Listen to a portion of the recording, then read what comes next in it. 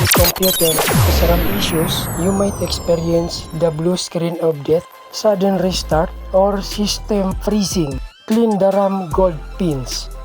Gently remove the RAM stick from its slot.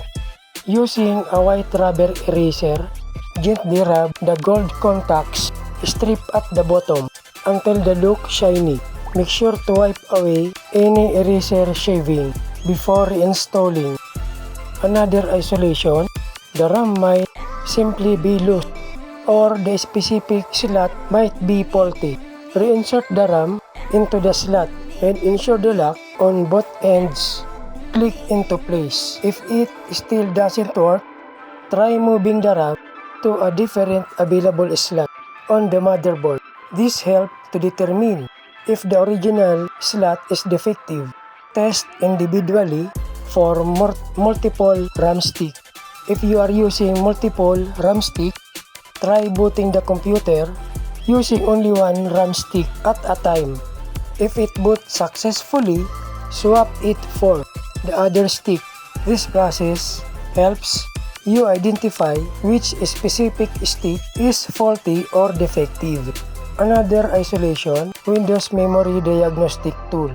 If you can still access Windows, use the built-in tool to scan the hardware error.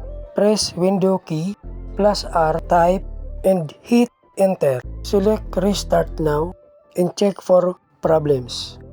The computer will restart and display the blue screen while scanning. If it says hardware problem, detects your RAM likely need to replace. Lastly, another isolation, check the BIOS settings. If you have recently overclocked your system or changed XMP profiles, try resetting your BIOS to default settings. Incorrect voltage or timing settings often cause RAM instability. I hope this guide helps you.